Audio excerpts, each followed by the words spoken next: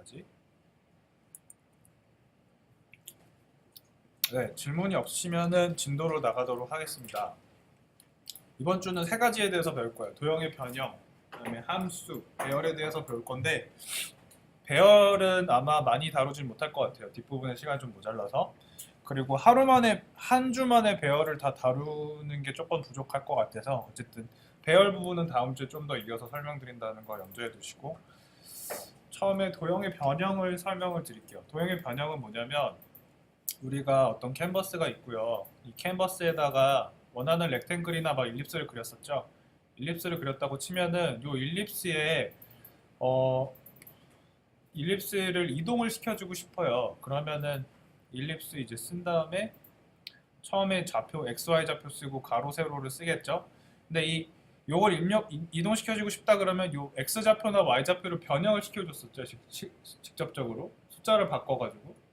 근데 굳이 이 일립스의 좌표를 바꾸지 않아도 얘를 이동시키고 XY축으로 이동시키고 회전시키고 확대시킬 수가 있어요.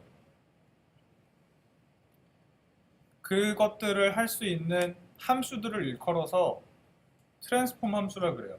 그래서 이 트랜스폼 함수에는 방금 전에 설명드린 것처럼 이동시키는 트랜슬레이트 함수가 있고요. 로테이트 함수가 있고 그다음에 스케일 함수 이 세 가지가 있어요. 그게. 그런데 어떤 도형을 이 트랜스폼 함수를 사용을 하면은 일립스나 렉탱글이나 내가 원하는 도형들을 이동 회전 확대시킬 수 있는데 정확히 얘기하면 그 도형을 이동 회전 확대시키는 게 아니라 그 도형이 놓여져 있는 공간 자체를 이동 회전 확대시키는 거예요. 좀 더 구체적으로 설명을 드려보면 자, 이 렉탱글이 지금 20,20에 그려져 있어요. 근데 얘를 가로로 60, 세로로 80 이동을 시키고 싶다. 그러면 우리가 그 전에 배운 바로는 XY 좌표에다가 적당한 숫자를 더해줬어요. 그렇게 하면 이동이 되겠죠. 근데 굳이 이렇게 하지 않고 트랜슬레이트라는 트랜스폼 함수를 사용을 하면 내가 원하는 만큼 도형을 이동을 시킬 수가 있어요. 근데 대신에 트랜슬레이트를 할 때 벌어나는 일이 뭐냐면 이 렉탱글이 그려져 있는 공간 자체가 이동해요. 이 그림처럼. 이해되시나요? 그래서 트랜슬레이트를 60, 80을 해주게 되면 공간 자체가 가로로 60, 세로로 80 이동을 해가지고 그 상태에서 렉탱글을 20, 20에 그렸을 때 렉탱글은 여기에 그려지는 거죠. 이해되시나요? 그래서 트랜슬레이트를 가지고 공간을 이동시킨다고 표현을 하기도 하고 좌표계를 이동시킨다고 하기도 해요. 좌표계가 뭐냐면 이 컴퓨터 그래픽스에서 그 도형들을 그리는 그 눈금 있죠. 눈금의 시스템을 이제 좌표계라고 하는데 그 눈금 자체를 그냥 옮겨버리는 거죠. 그게 이제 트랜슬레이트의 역할이에요. 그래서 트랜슬레이트를 실제로 쓰기 위해서 뭐 트랜슬레이트뿐만이 아니라 로테이트, 스케일을 쓰기 위해서는 그 트랜스폼이 시작되는 부분에다가 푸시 매트릭스를 먼저 실행을 해주시고요. 그 다음에 중간에 뭐 내가 원하는 트랜슬레이트, 뭐 로테이트, 스케일 같은 걸 실행을 하고 그게 다 끝난 다음에 트랜스폼이 끝나고 나서는 무조건 반드시 팝 매트릭스를 실행을 시켜주셔야 돼요. 이거 푸시 매트릭스, 팝 매트릭스는 무슨 뜻이냐면 푸시는 밀어넣는다는 뜻이잖아요. 메모리 상에다가 내가 이 좌표계를 이동 회전 확대시키는 요 식을 넣겠다라는 뜻이에요. 이 매트릭스가 일종의 식이거든요. 그 행렬 형태의 식인데 요거는 뭐 자세히 지금 설명드리기에는 시간이 안 될 것 같고 어쨌든 트랜스폼에 연관된 매트릭스를 메모리에 넣어주겠다, 푸시하겠다는 뜻이에요. 그래서 푸시 매트릭스를 실행하고 팝 매트릭스는 빼내는 걸 얘기를 해요. 메모리에서 빼내는 걸 팝이라고 하는데 이 트랜스폼에 관련된 요 매트릭스들을 다 빼주겠다라고 하는 거죠. 그래서 항상 트랜스폼 함수를 실행을 하실 때는 다시 말하지만 이 트랜스폼 하고 싶은 도형의 시작에다가 푸시 매트릭스 다 하고 난 다음에 팝 매트릭스를 실행을 꼭 해주셔야 돼요. 어떤 상황에서도. 그래서 예를 들어서 어떤 렉탱글이 있어요. 렉탱글이 20,20에 그려져 있는데 가로로 60, 80 이동을 시키고 싶다 그러면 먼저 렉탱글 위에다 트랜슬레이트 실행을 하겠죠. 그래서 공간을 가로로 60, 세로로 80을 이동을 시켰어요. 그 다음에 이 트랜스폼이 시작되는 첫 부분에다가 푸시 매트릭스를 써주고요.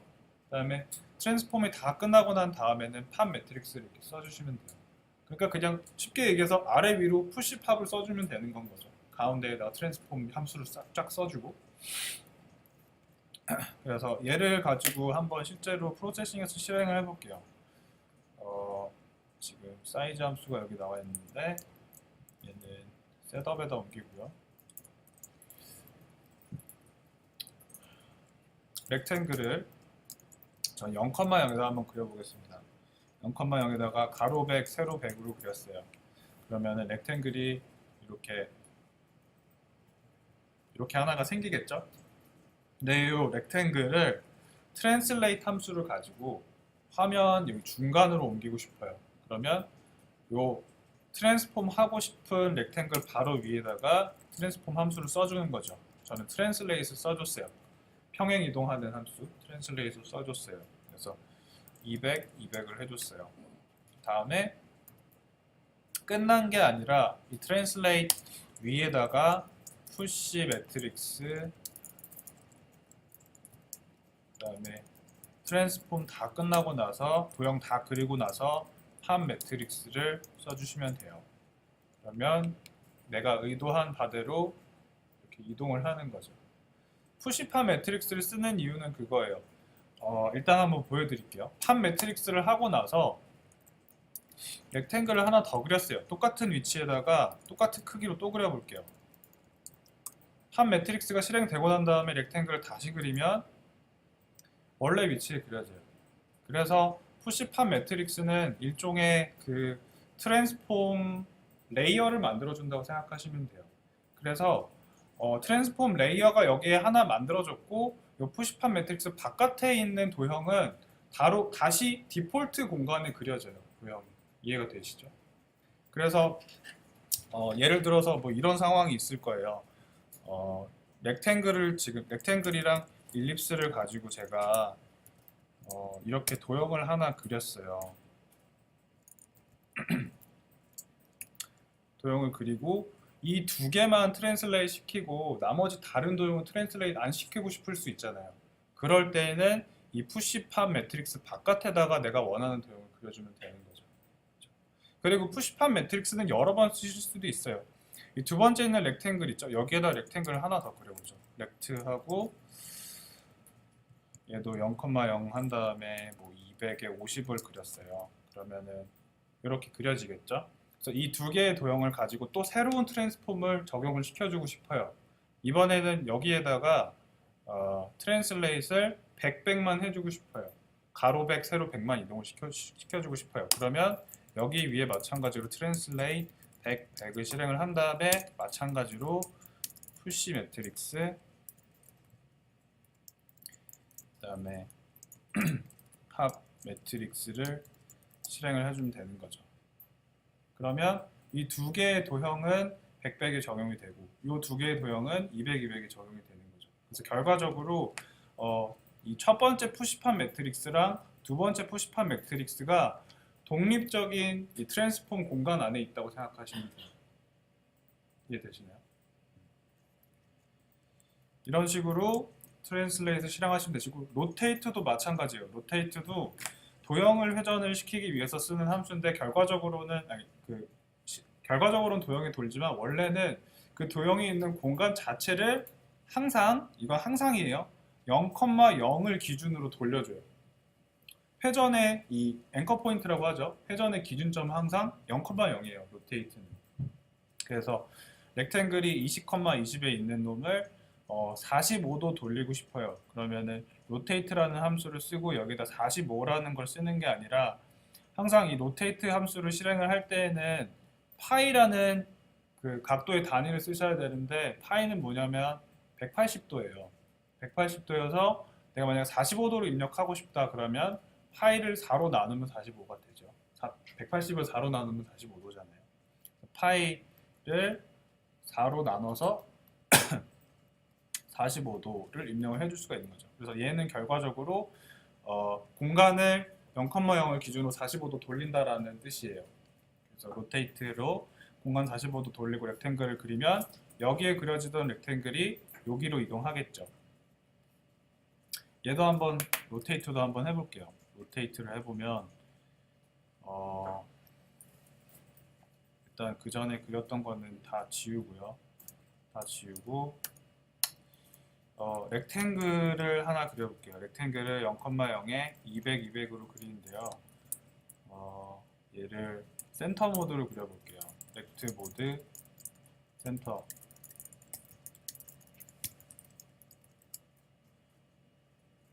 그러면 이렇게 그려지겠죠? 화면 바깥을 나가겠죠? 그래서 이 렉탱글을 저는 회전을 시켜주고 싶어요. 그러면 로테이트 함수 쓰면 된다 그랬죠. 로테이트 45도 돌려볼게요. 그럼 파이 나누기 4가 될 거예요. 마찬가지로 로테이트 함수도 트랜스폼이기 때문에 무조건 푸시 매트릭스 팝 매트릭스를 써주셔야 돼요. 그러면 0,0을 기준으로 45도가 돌아가니까 이제 마름모꼴처럼 돌아갔죠. 근데 이제 화면상에서 안 보이니까 내가 원하는 지점 화면 중간으로 넣어주고 싶어요. 화면 중간으로 넣어주면 어떤 함수 쓰면 될까요? 첫 번째 배운 함수 쓰면 되겠죠. 트랜슬레이트를 써서 공간 자체를 이동시켜주면 되겠죠. 그래서 로테이트를 한 다음에 트랜슬레이트를 실행을 해볼게요.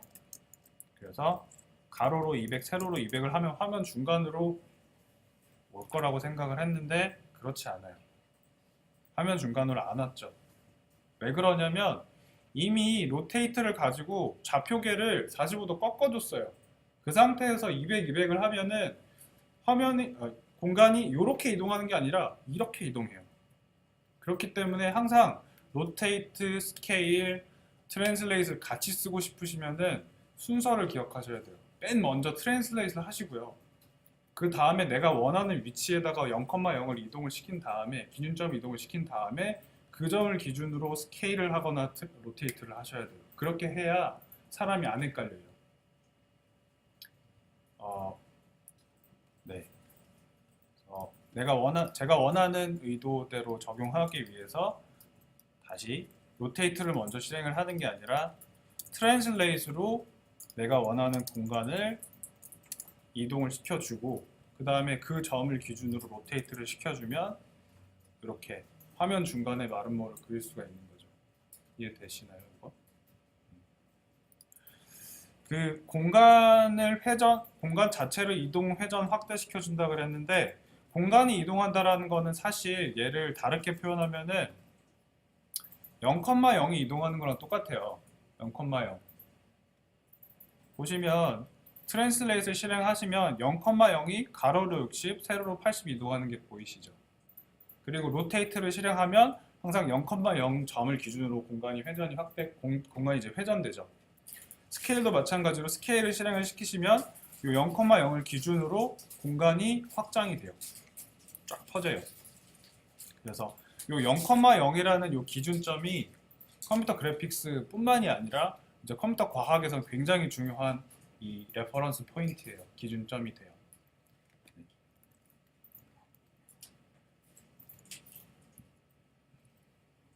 그래서 회전을 시켜봤고요. 그 다음에 스케일도 시킬 수 있어요. 스케일도 마찬가지로 숫자를 트랜슬레이트처럼 두 개를 넣어주실 수가 있는데 하나만 넣어주시면 X좌표, Y좌표 둘 다 똑같은 배수로 커져요. 그래서 2를 넣으면 X좌표도 2로 커지고 Y좌표도 2만큼 커지는 거죠. 만약에 스케일에다가 2,1 넣게 되면은 가로로만 2배 커지고 세로는 안 커져요. 도형이 가로로 쭉 넓어지겠죠. 그래서 트랜슬레이트, 로테이트, 스케일을 다 쓸 때에는 뭐 이런 식으로 쓸 수 있다라는 예제인 거고 한번 실제로 해볼까요? 나 마름모를 하나 그랬어요. 트랜슬레이트랑 로테이트를 가지고 얘를 100백으로 한 다음에 그러면 100백이 아니네요. 이게 아니고 로테이트 렉탱글의 크기를 100백으로 한 다음에 얘를 다시 아까처럼 2배만큼 키워주고 싶어요. 그러면 여기에다가 스케일을 한번 실행을 하는 거예요. 그러면 2배로 커졌죠. 근데 아까랑 조금 차이점이 있어요. 스트로크 웨이트도 2배가 됐죠. 지금 보시면 두께가 분명히 두꺼워졌어요. 처음보다. 그게 왜 그러냐면 공간 자체가 확대되기 때문에 처음에 그렸던 스트로크 웨이트도 똑같이 2배가 된 거예요.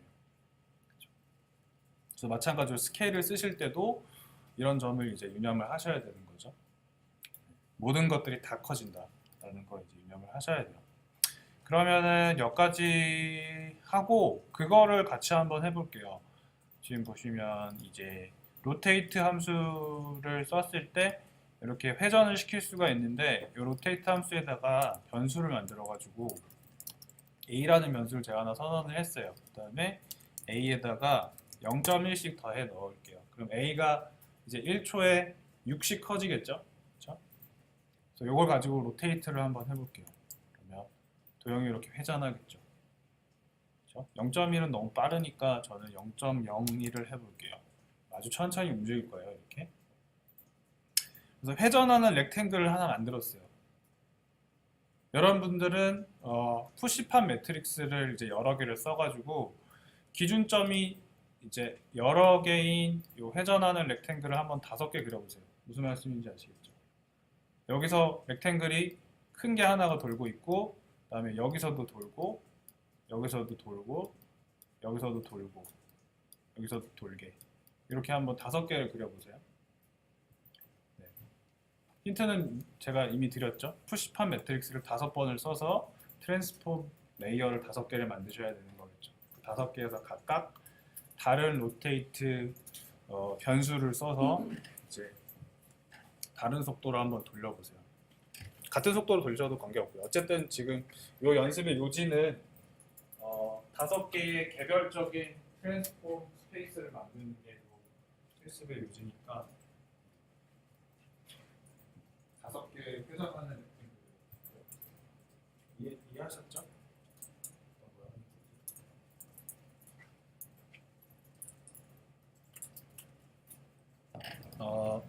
기준점이 다른 5개의 렉탱글 회전시켜라라고 했는데 기준점이 다르다라는 건 트랜스폼 레이어가 다르다라는 얘기겠죠.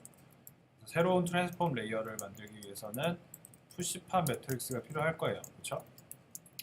그다음에 여기에다 렉탱글을 하나 그렸어요. 0,0에다가 이번에는 50, 50으로 그렸어요.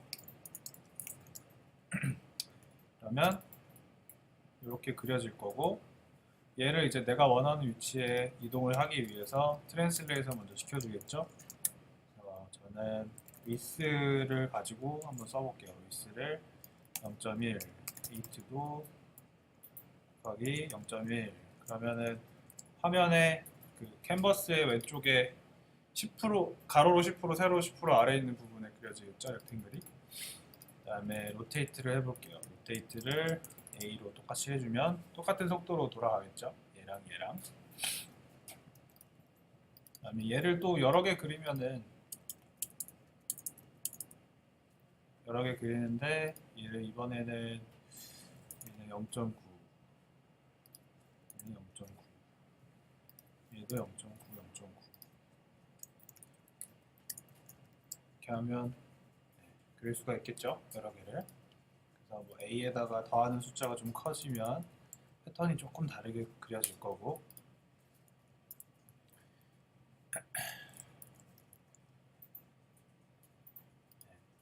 그리고 뭐 그런 것도 할 수 있겠죠. 좀 장난을 쳐보면 S라는 걸 만들어 가지고 만약에 S가 100보다 작으면 S에다가 1씩 더하고 1씩 증가시키고 아니면 S를 1로 해주고 그래서 얘를 가지고 뭐 렉탱글의 사이즈로 만들어주면 재밌는 일이 벌어지겠죠.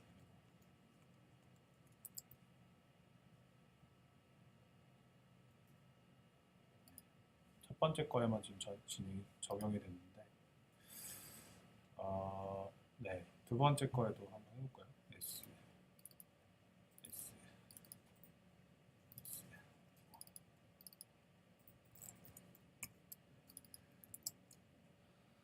이렇게 그러면 뭐 크기도 변화시키고 지금 회전값은 일정하지만 이런 식으로 무수히 많이 변형이 가능하겠죠. 리레이션이.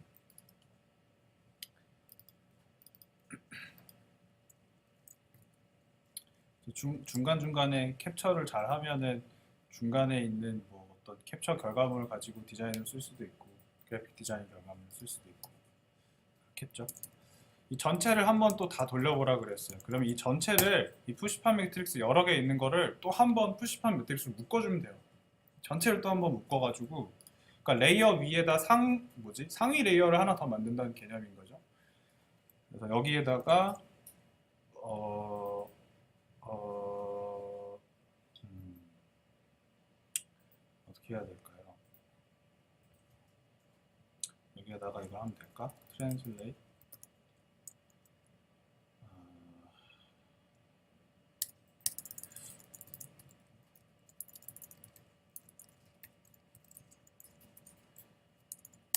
그다음에 마지막에 판 매트릭스를 한번 더 해주면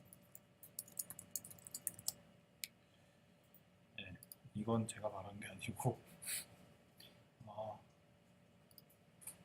트랜스레이트 먼저 트랜스레이트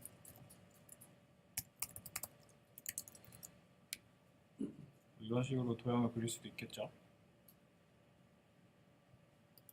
아무튼간 고민해 보시면은 베리에이션 할 수 있는 방식이 무궁무진해요. 로테이트, 스케일, 트랜스레이트 잘 쓰시면 재밌는 것들 많이 만들 수 있으니까 한번 고민해 보시고 요것들을 아주 잘 쓴 예제가 제가 첫 시간에 소개를 해드렸는데 제너러티브 디자인이라는 책 기억하시나요?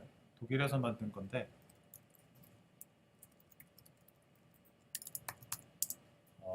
굉장히 편집 디자인도 잘 되어 있고 그 다음에 엄청 정말 유려한 그런 그래픽을 구현할 수 있는 예제들이 되게 많이 있어요. 제너러티브 디자인이라는 책에. 인터넷이 좀 느리네요.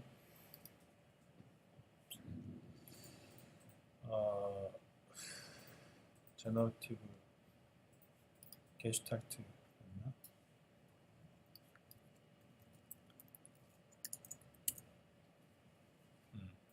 제너러티브 게슈탈퉁이라고 그 독일어로 제너러티브 디자인을 게슈탈트라고 하죠. 게슈탈퉁.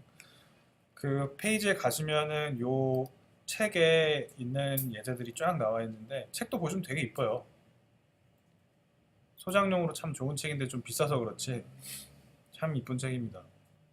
프로세싱을 가지고 어떻게 제너러티브 디자인을 할 수 있을지에 대한 예제들이 쫙 나와 있고 이런 것들을 이제 보시면 프로세싱의 기본 도형이랑 트랜스폼 함수 이런 것들만 가지고 그린 거예요. 다 보시면 되게 재밌는 예제들 많이 보실 수 있고 그리고 제너러티브 디자인 사례들을 많이 보여주고 있는데 꼭 굳이 제너러티브 디자인이라고 하는 것들만 모아놓진 않았고요.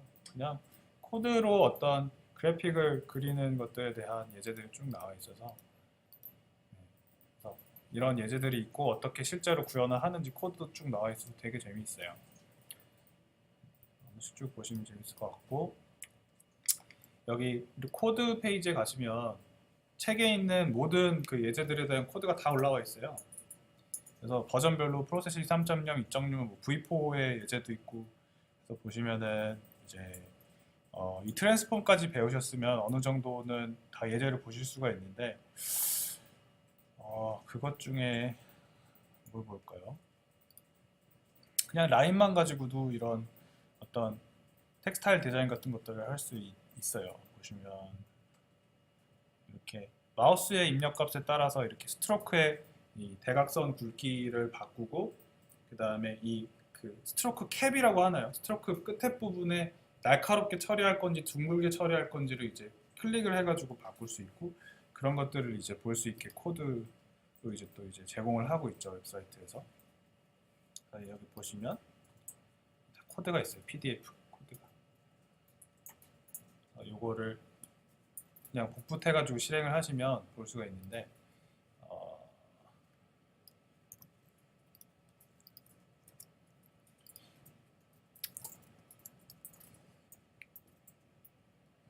보시면 이제 마우스 XY 좌표에 따라서 이 스트로크의 굵기가 달라지고 그다음에 버튼을 누르는 거에 따라서 이제 캡, 스트로크 캡이라 그러죠. 끝에 이제 마무리를 어떻게 할지 바꿔주고 클릭을 하면 이제 랜덤 함수에 의해서 패턴을 랜더마이즈 해줘요. 랜더마이즈 해주고 그다음에 또 뭐가 하나 있었는데 반전이 뭐야? 반전. 스페이스 말했나?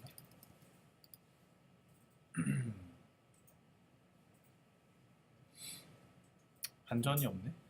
응? 네.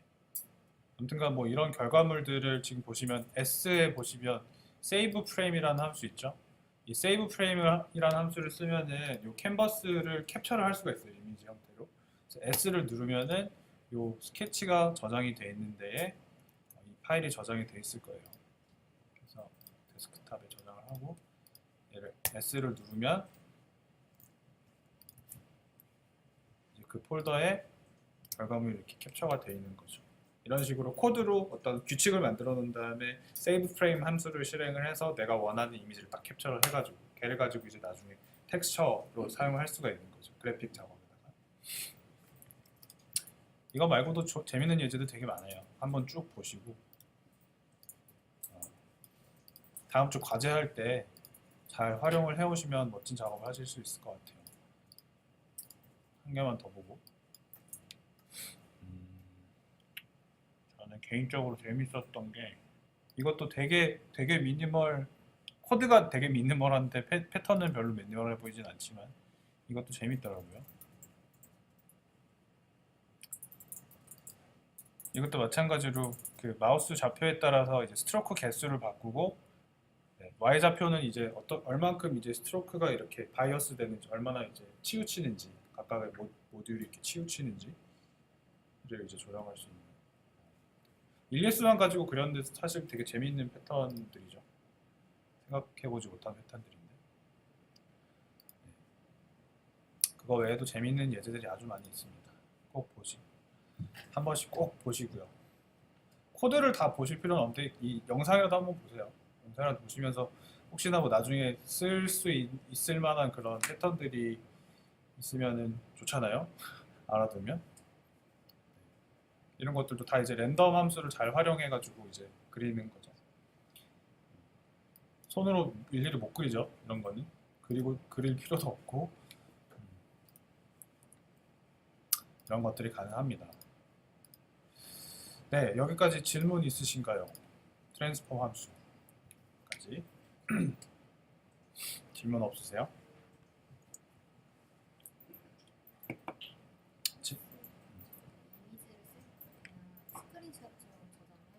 네. 영상으로.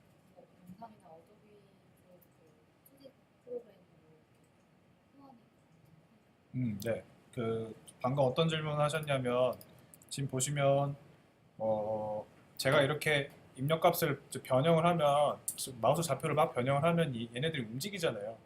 이 움직이는 것들을 스티컷이 아니라 영상으로 뽑고 싶다. 그럼 두 가지 방법이 있어요. 하나는 무비 메이커라는 걸 쓰시면 되고요. 무비 메이커를 써가지고 이제 크리에이티브 무비를 하게 되면 그 영상을 여러 가지 포맷으로 뽑을 수가 있는데 영상의 각각의 그 시퀀스들을 이미지로 쭉 뽑을 수가 있어요. 무비 메이커를 쓰면은. 그래서 예를 들어서 TIFF나 PNG나 TGA로 내가 원하는 이 애니메이션의 시퀀스를 쭉 뽑아가지고 걔를 어도비로 불러올 수가 있어요. 그래서 이 파일이 정해진 포맷이 있거든요. 익스포트 할 때. 그 정해진 포맷대로 이제 익스포트가 돼요.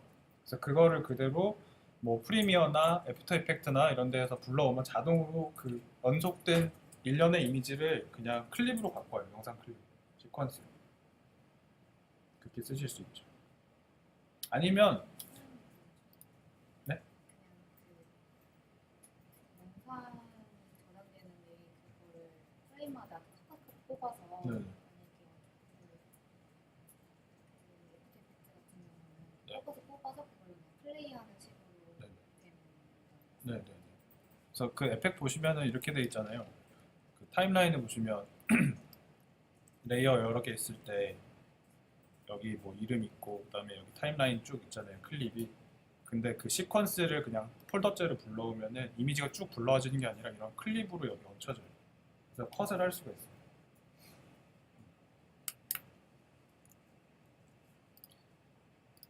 네. 또 질문 있으신 거예요? 질문이 없으시면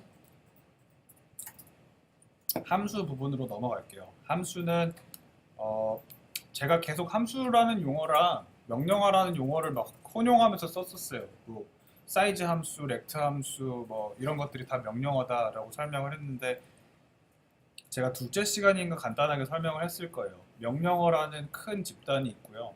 컴퓨터 언어에서 거기 안에 이 부분이 함수인데 뭐 여기에는 연산자도 들어가겠죠. 연산자도 있고 그다음에 뭐 다른 것들이 있겠죠. 근데 그 명령어 중에 하나가 이제 함수인데 함수라는 것들을 배워야지 이제 내가 구현한 코드를 확장시킬 수가 있어요.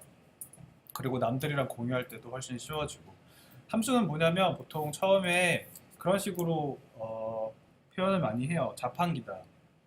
자판기라고 보통 많이 빗대서 표현하는데 왜냐하면은 자판기랑 함수의 공통점이 있어요. 자판기가 보면은 동전구멍에 동전이 들어가죠. 동전이라는 인풋이 있어요. 인풋이 있고 동전이랑 이 버튼이라는 인풋이 있어요. 이 인풋에 따라서 나오는 아웃풋이 달라요. 음료수가 달라요. 그래서 보통 함수를 하나의 자판기다라고 보통 표현을 많이 해요.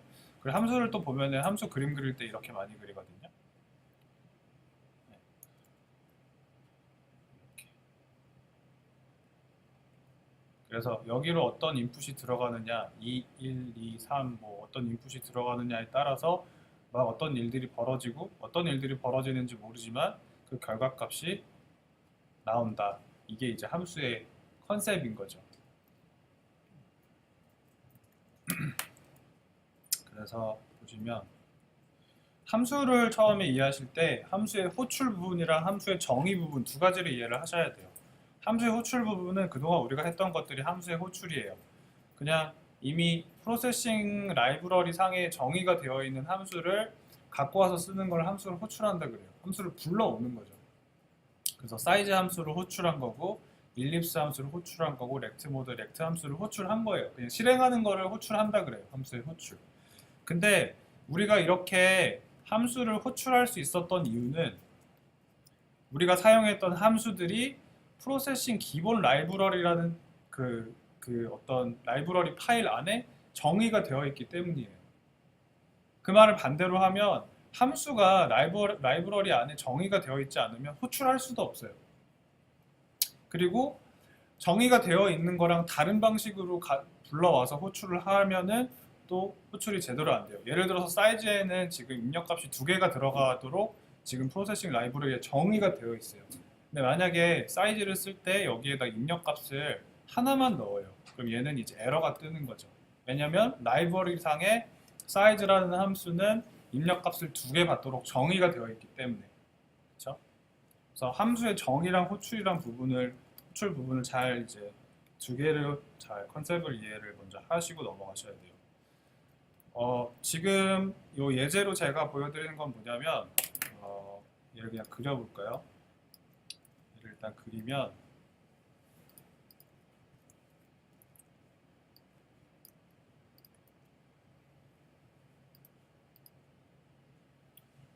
일립스만 가지고 이런 얼굴을 하나 그렸어요.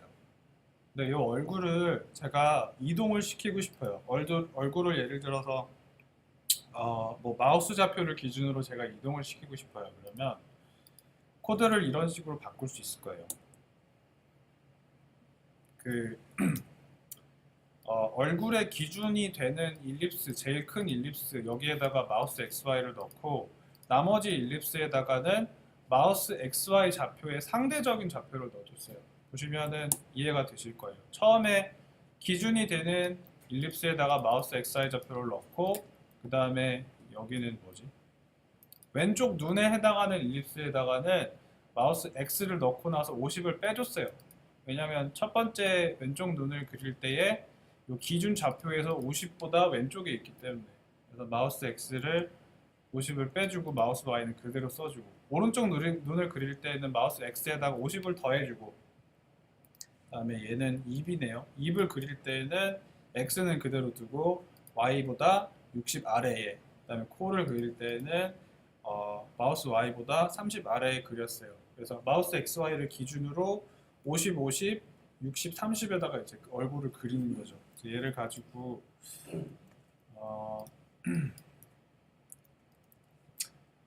얼굴을 그리면 이렇게 되겠죠. 마우스를 따라다니겠죠. 근데 이 얼굴을 그리는 지금 명령어가 요 6줄이에요. 6줄에 해당하는데 지금은 코드가 요거밖에 없어서 그렇게 복잡하지 않은데 나중에 코드가 한 100줄, 1000줄이 된다 그러면 얘를 얼굴을 한번 그릴 때마다 6줄을 계속 써줘야 되는 거예요. 되게 번거롭죠? 그럴 때 함수를 쓰시는 거예요. 그럴 때에 요 6줄에 해당하는 코드를 내가 원하는 커스텀 함수로 정의할 수 있어요. 그렇게 정의를 해놓게 되면 그 이후로 이제 그 정의된 함수로부터 호출만 하면 한 줄만 쓰면은 얼굴을 그릴 수가 있는 거죠. 그런 식으로 이제 내가 원하는 코드들을 정리를 해줄 수 있는 역할이 첫 번째 함수의 역할인 것 같아요. 그래서 방금 말씀드린 거를 코드로 옮긴 게 요 예제 코드예요. 그래서 처음에 이제 셋업 드로우를 하고 그다음에 요 부분이 이제 함수의 정의 부분인 거죠. 그래서 어떤 함수를 하나 정의할 때는 먼저 함수의 헤드 부분이 있어요. 함수의 머리 부분이죠. 헤드 부분을 써주고 그다음에 꺽쇠가로 열고 닫고 그다음에 여기 함수 요 안에 내용물을 함수의 바디라 그래요.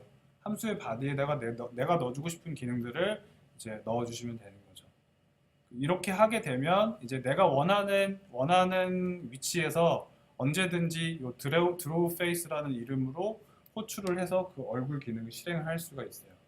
이게 이제 함수의 정의, 요 부분이 이제 함수의 정의 부분이고, 요건 이제 함수를 호출한 거죠. 정의된 함수를. 얘를 먼저 한번 실행을 해볼게요. 아니다. 원래 지금 요 구현된 요 코드에서 함수를 한번 새로 정의를 해볼게요. 자, 요 코드를, 요 6줄의 코드를 하나의 커스텀 함수로 만들기 위해서 void 뒤에다가 새로운 함수를 정의해볼게요. 이번에 이름을 그냥 new function이라고 해볼게요. 이거 이름은 어차피 관계 없으니까. 새로운 함수를 정의를 할 때 첫 번째는 void라고 쓰시면 되고요. 이건 나중에 무슨 의미인지 알려드릴게요. void라고 쓰고 함수의 이름을 써주고 그 다음에 괄호 열고 닫고를 한 다음에 꺽쇠가로 열고 꺽쇠가로 닫고를 해주시면 new function이라는 새로운 함수가 하나 정의가 된 거예요. 그래서 여기에다가 내가 원하는 기능을 복붙을 해주시면 이제 new function이라는 함수만 호출을 해주면 그 안에 있는 6줄의 함수가 다 호출이 되는 거죠. 같이. 그래서 얘를 그냥 실행을 한번 해볼게요. 실행하면 아무 일도 안 일어나요. 왜냐하면 이 얼굴을 그리는 코드는 함수로 정의가 되어 있지만 지금 실행은 안 되고 있는 거죠. 그렇죠? 그래서 이 함수들을 new function 안에 있는 이 명령문들을 실행을 하려면 뭐 셋업이든 드로우든 new function을 호출을 해야겠죠.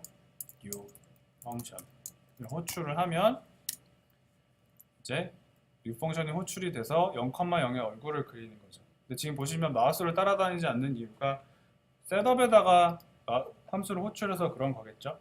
셋업에다 호출하면은 최초에 한 번만 명령문이 실행이 되잖아요. 그 결과 최초의 얼굴이 한 번만 그려지고 이후에 반복해서 얼굴을 그리지 않기 때문에 더 이상 얼굴이 그려지지가 않는 거죠. 마우스를 따라오면서. 마우스를 따라오게 하기 위해서 이 new 펑션을 드로우에서 호출을 하면 그때 비로소 이제 마우스를 따라오겠죠. 얼굴이.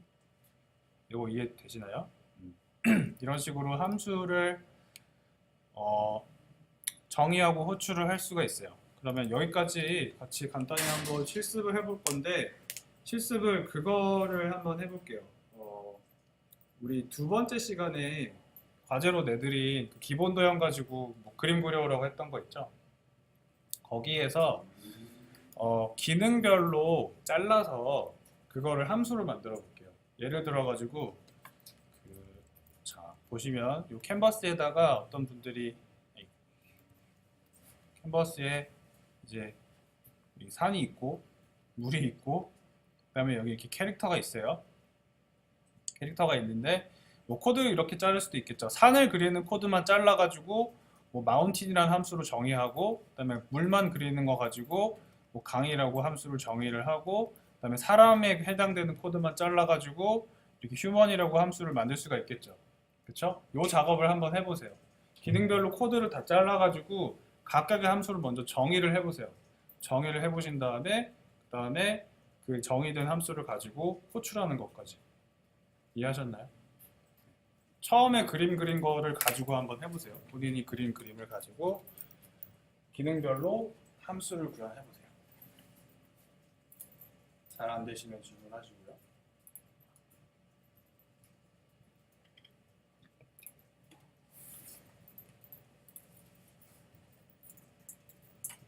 아니면 원래 처음에 그렸던 그 그림이 너무 복잡하다 싶으시면 그냥 이 예제에서 출발하셔도 돼요. 얼굴 그리는 예제에서. 기왕이면 본인이 짠 코드로 해야 더 재밌으니까.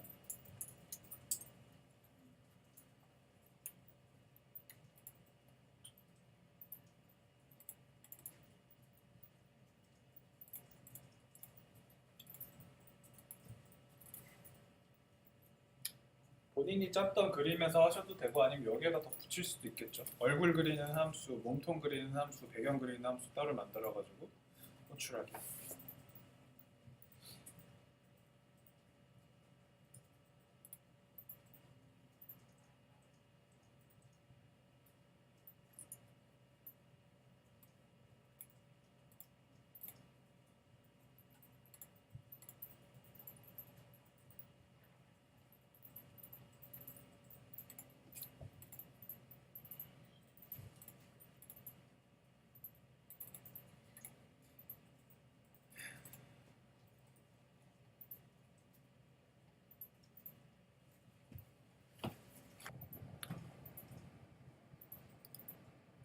자, 함수 처음에 설명드리면서 함수를 정의할 때에 void하고 함수의 이름을 써준 다음에 소괄호 열고 닫고라고 했어요. 근데 이 소괄호에 들어가는 게 어떤 내용인지 이번에 한번 같이 볼게요. 이 소괄호는 어떤 게 들어가냐면 결론부터 먼저 말씀을 드리면 매개 변수라는 놈들이 들어가요. 영어로는 패러미터라고 하는데 이 매개 변수는 어떤 역할을 하냐면 왜 우리 사이즈라는 함수 호출할 때 인풋 값을 두 개 넣을 수가 있었잖아요. 그 인풋 값을 두 개 넣을 수 있었던 이유가 함수의 헤드 부분에 인풋 값이 두 개가 매개 변수가 두 개가 선언이 됐기 때문이에요. 지금 보면은 인트 형태의 매개 변수 x, y 두 개가 선언이 되었기 때문에 drawFace라는 함수를 호출할 때 인트 형태의 입력값을 두 개를 입력을 할 수가 있게 된 거죠.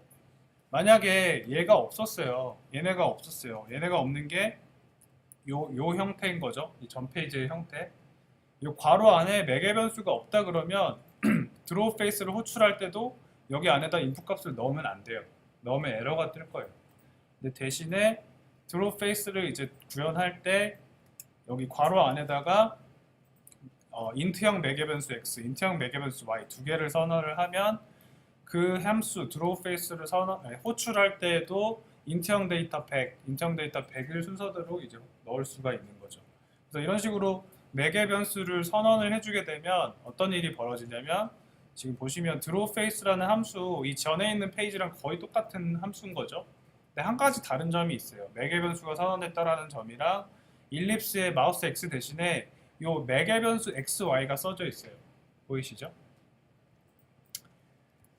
그래서 인트형 매개 변수 X, 인트형 매개 변수 Y를 선언을 해주고 일립스에다가 X, Y를 넣어주게 되면 drawFace라는 함수를 호출할 때 인트형 데이터를 두 개를 넣을 수가 있어요. 그래서 100백을 넣은 상태인 거죠, 지금.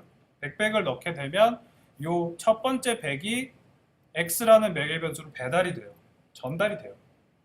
그 다음에 두 번째 100이 Y라는 매개 변수로 전달이 돼요. 그래서 이 100을 전달받은 매개 변수 X, Y는 이 전달받은 값을 함수 안으로 다 전달시켜줘요. 이렇게 이해되시나요? 그 두 번째 100은 Y에 들어가서 마찬가지로 함수 안에 있는 Y에 다 전달을 시켜주는 거죠. 그래서 결과적으로 drawFace 100을 하게 되면 일립스 100, 100, 일립스 50, 100, 일립스 150, 100, 일립스 100, 160 이렇게 실행이 되는 거죠. 얘를 코드를 실행하면서 다시 한번 설명드려 볼게요.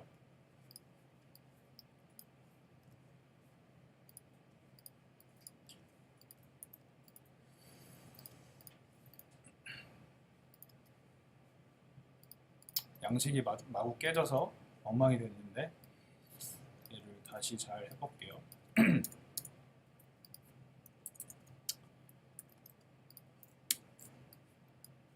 자, draw face라는 함수가 있어요. 아까랑 거의 똑같은데 설명드렸지만 매개 변수 두 개를 지금 선언한 상태예요. 인트형 매개 변수 x, 인트형 매개 변수 y를 선언을 했어요. 그러면 이 매개 변수는 바깥에서 전달받은 값을 함수 안으로 전달시켜주는 역할을 해요. 그러니까 매개체가 된다 그래서 매개 변수라고 이야기를 하는 거예요. 실행을 했어요. 아무 일도 당연히 안 벌어지겠죠? 왜냐하면 드로우 페이스를 호출하지 않았으니까. 그래서 이번에는 이제 이 드로우 페이스를 실행시키기 위해서 드로우 페이스를 호출을 했어요. 근데 실행을 하려고 그랬더니 에러가 떴어요. 왜 그러냐면 지금 보시면 드로우 페이스 그냥 괄호 열고 닫고는 패러미터를 받는다, 매개 변수를 받는다, 인트 형태의 매개 변수 두 개 받는다로 에러 메시지가 뜨죠. 왜냐하면 함수 정의에서 그렇게 정의를 했으니까 인트형 데이터를 두 개 받도록 매개 변수를 두 개를 정의를 두 개를 이제 선언했으니까. 그래서 저는 드로우 페이스를 호출을 할 때 그러면 저는 200, 300을 넣어 볼게요. 300을 넣으면 요 200이라는 숫자가 x로 들어가고 300이라는 숫자가 y로 들어가요. 그렇게 되면은 요 함수 안에 있는 x는 다 200으로 치환이 되고 함수 안에 있는 y는 다 300으로 치환이 되겠죠. 그 결과 얼굴이 200, 300이 그려지겠죠. 이렇게 하게 되면은 마우스 XY를 굳이 여기 안에다 안 써도 마우스 XY를 이제 함수를 호출할 때 인풋 값으로 넣을 수도 있어요. 이렇게 하면 아까랑 똑같은 결과인 거죠. 그렇죠? 이렇게 하게 되면 오히려 함수의 그 정의 부분이 더 깔끔해져요. 더 깔끔해지고 효용할 수가 그 뭔가 응용할 수 있는 그 방식이 더 넓어지겠죠. 매개 변수가 있다 그러면.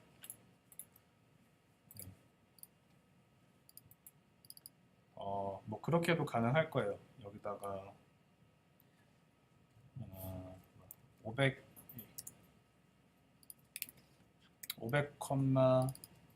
200을 넣으면 500,200이 그려질 거고 그런 것도 가능하겠죠. 얘네 크기를 좀 다 줄여가지고 10분의 1로 줄여서 좀 노가다긴 한데 여기서 하는 방식은 10분의 1로 다 줄여요. 그럼 얼굴이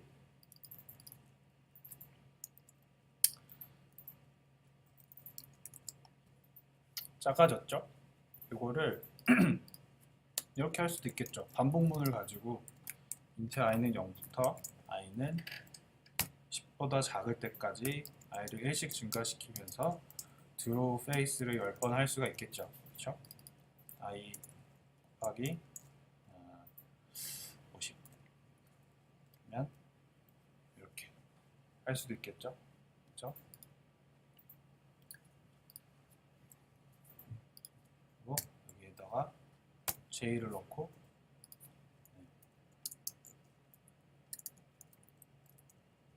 이렇게 해서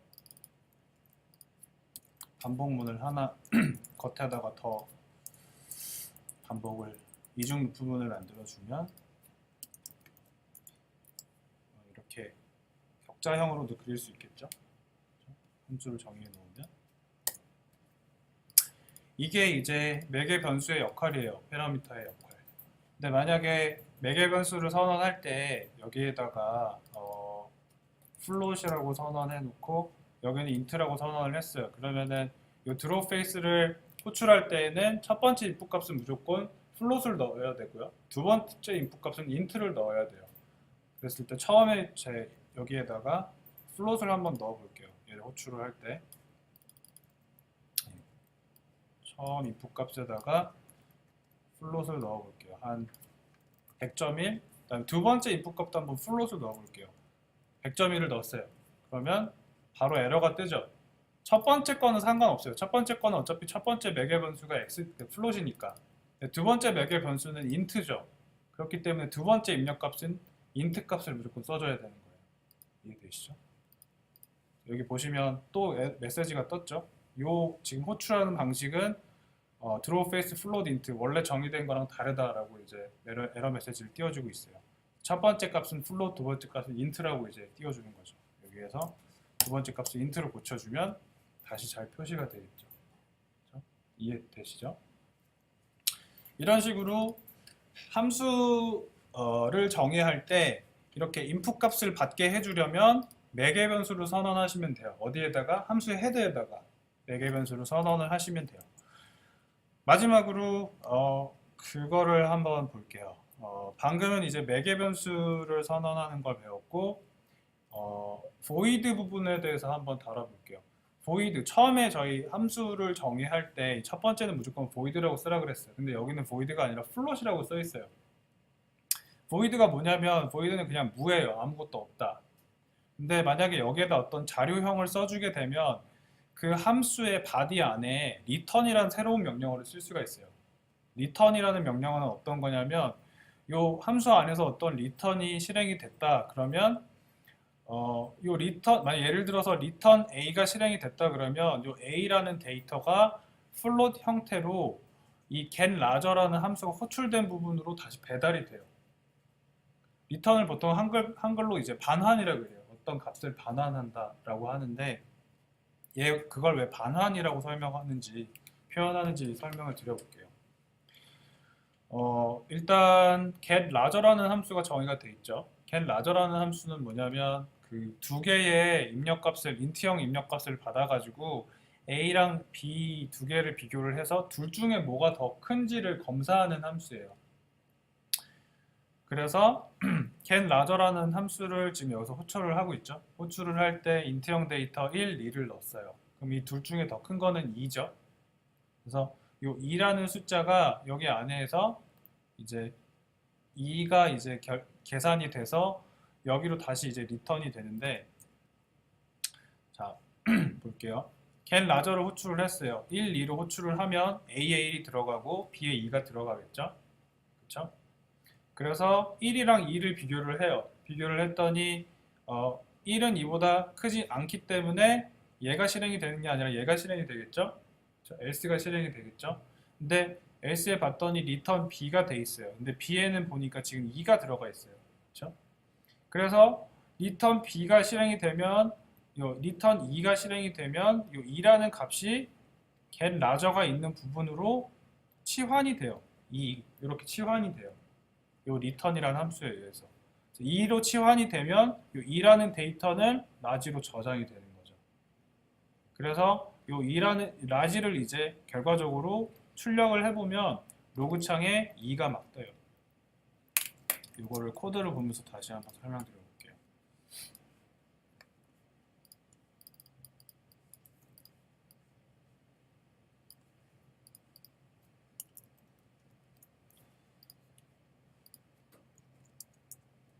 그거 설명드렸나요? 그 if문 안에 한 줄밖에 없으면 괄호를 안 쓰셔도 돼요.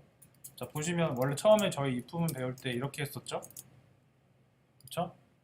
괄호 열고 닫고를 해가지고 if문이 시작되고 끝나는 부분을 명시를 해줬잖아요. 근데 만약에 if문이나 for문이나 그런 것들에 이제 명령문이 한 줄밖에 안 들어가면 얘를 생략하셔도 된다는 말이에요. 근데 만약에 이렇게 썼어요. return이 아니라 만약에 a가 b보다 크면은 a에다가 10을 더해 넣고 그다음에 a를 리턴해라 이렇게 구현하면 요거는 이제 if문 안에 두 줄이 생긴 거잖아요. 한 줄이 아니라. 그럴 때는 두 줄부터는 꼭 괄호로 써주셔야 돼요. 근데 만약에 두 줄이 아니고 이 줄이 없었다 그러면 괄호로 생략하셔도 돼요. 지금 그렇게 짜여져 있는 거죠. 그래서 얘를 실행을 해볼게요. 실행을 해보면 이 프린트 ln을 가지고 라지에 저장이 되어 있는 데이터를 막 찍고 있어요. 그래서 지금 2.0이 막 찍히고 있죠. 2가 막 찍히고 있는데 아까 설명드린 걸 다시 반복을 해보면 여기서 get larger를 호출하고 있죠. 호출할 때 첫 번째는 1, 두 번째는 2를 넣었어요. 그럼 이 1은 A에 들어가고 2는 B로 들어가겠죠. 그래서 get larger라는 함수 안에서 1이랑 2를 비교하겠죠. A, B를 비교했을 때 1은 2보다 크지 않기 때문에 else에 있는 return이 실행이 되겠죠. 그러면은 return B를 하면 B 값에 저장되어 있는 2죠. 이 값이 여기로 다시 날아가요. 반환이 되는 거죠. 처음 호출했던 위치로 다시 반환을 시켜준다 그래서 반환 값이라고 해요. 그래서 이 b 값을 반환하면 get larger는 2가 돼요. 2라는 데이터가 라지로 들어가고 그러면은 라지에 저장된 값은 2가 되겠죠. 그래서 라지라는 변수를 print ln이라는 함수를 가지고 로고창에 찍어보면은 이런 식으로 2가 막 출력이 되는 거죠. get larger로 호출을 할 때 뭐 다른 수를 한번 넣어볼게요. 202를 하면은 라지가 200이 되겠죠. 그래서 200.0이 막 출력이 될 거예요. 200.0이 출력이 되는 이유는 라지가 일단 지금 플롯 형태죠. 플롯 형태이기도 하고 get larger의 그 반환값이 지금 플롯 형태여서 그런 것도 있어요. 만약 얘를 인트로 바꿔볼게요. 인트로 바꾸고 얘도 인트로 바꾸면 이제 200이 찍히죠. 왜냐하면 라지도 지금 인트 형태의 변수이고 get larger 함수의 결과값도 리턴 값도 인트이기 때문에 만약에 지금 상태에서 get larger를 플롯으로 리턴 시킨다 그러면 여기 에러가 뜰 거예요. 왜냐하면 자, 여기에서 200이랑 2를 보냈어요. 그래도 막 비교를 해요. 그러면 첫 번째 리턴은 실행이 되겠죠. 왜냐면 200이 더 크니까. 그래서 200을 리턴을 할 때 플롯 형태로 리턴을 하는 거예요. 그래서 정작 A는 200이지만 플롯 형태로 리턴을 하라 그랬으니까 억지로 플롯 형태로 형변환을 해요. 그럼 200.0이 되겠죠. 200.0을 리턴을 해서 라지에 넣으려고 하니까 라지는 근데 지금 보니까 인트죠. 신텍스 오류이기 때문에 문법적인 오류이기 때문에 에러를 띄워주는 거죠. 여기에다. 그래서 플롯은 인트와 매치되지 않는다라는 에러를 띄워주는 거예요. 리턴 값을 인트로 다시 바꿔주면 에러가 없어지겠죠. 요거 이해되셨나요? 매개 변수랑 리턴 값. 매개 변수를 만들지 않고 리턴만 할 수도 있어요. 그러니까 무슨 말이냐면 어떤 함수를 호출할 때 인풋 값을 입력을 하지 않아도 리턴을 받을 수가 있어요. 이런 식으로요. get canvas area 그냥 캔버스의 너비를 구하는 함수를 제가 짜봤어요. 그래서 int라는 함수를 임시로 이 함수 안에 지역 변수로 선언을 해서 width랑 height를 곱하면은 그 캔버스의 너비가 되겠죠. 그 너비를 에리어에 넣고 에리어를 리턴을 했어요. 그러면은 이 에리어에 저장된 데이터가 여기로 이제 리턴이 되겠죠. 그래서 A에 저장이 될 거고 이 A를 출력을 해보면 100 곱하기 100 많이 찍히겠죠. 이런 식으로 함수를 정의할 때 패러미터 매개 변수를 생략하고 리턴 값만 명시할 수도 있어요. 자, 그러면 요거를 한번 일단 똑같이 구현을 해보세요. get larger를 똑같이 한번 구현을 해보시고 get larger를 호출할 때 숫자를 막 바꿔보세요. 숫자를 막 바꾸면 어떤 수가 출력이 되는지 확인을 해보시고 이걸 한번 해볼게요. 실습할 때 지금 보면은 get larger가 구현이 돼 있죠. 근데 첫 번째로 여러분 해보실 게 get smaller를 한번 구현해 보세요. 두 개를 입력받아서 더 작은 수를 리턴하는 함수를 구현해 보시고요. 그다음에 두 번째로 get largest를 구해 보세요. 두 개가 아니라 세 개의 입력값을 받아서 세 개 중에 가장 큰 수를 리턴하는 거 구현해 보세요. 첫 번째는 엄청 쉽죠. 첫 번째는 그냥 부등호 방향만 반대로 바꾸면 되고 두 번째는 입력값을 일단 매개 변수를 세 개를 선언을 해야 될 거고 그 세 개 중에 뭐가 더 큰지를 다 비교를 해야겠죠. 이 부분을 가지고 두 번째 거는 좀 고민을 해보셔야 될 거예요. 두 번째 거 힌트를 드리면 꼭 if랑 else로 안 짜셔도 돼요. if만 가지고도 짤 수 있어요.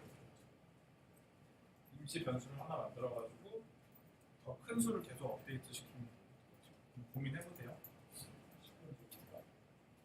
10분밖에 안 남았어요.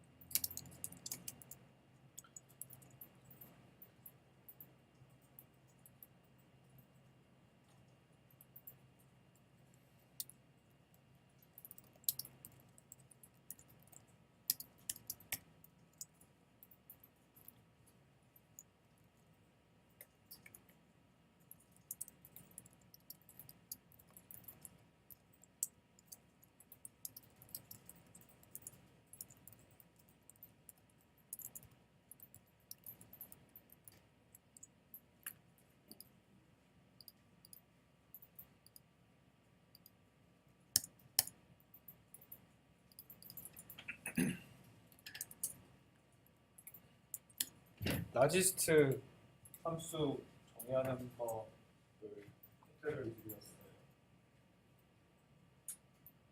이해가 됐는지 모르겠어요. 라지스트라는 함수를 임시로 하나 선언을 해가지고 먼저 A를 처음에 넣은 다음에 라지스트를 가지고 어떻게 비교를 해보세요. B랑 C를. 그 다음에 라지스트를 리턴을 하면 돼요. 제일 큰 수를 구할 수 있어요. 힌트를 하나 더 드릴까요? if만 써서 하시면 돼요. if만.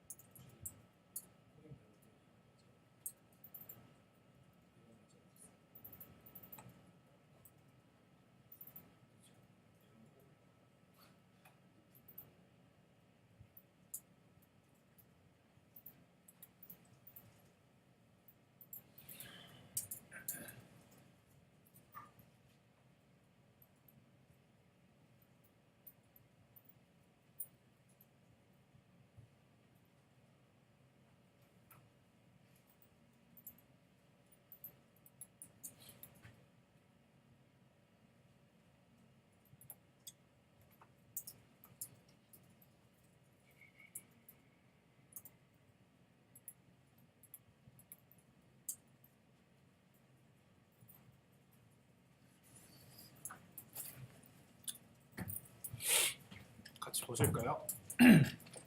스몰러 구하는 건 쉽죠? 스몰러는 get 스몰러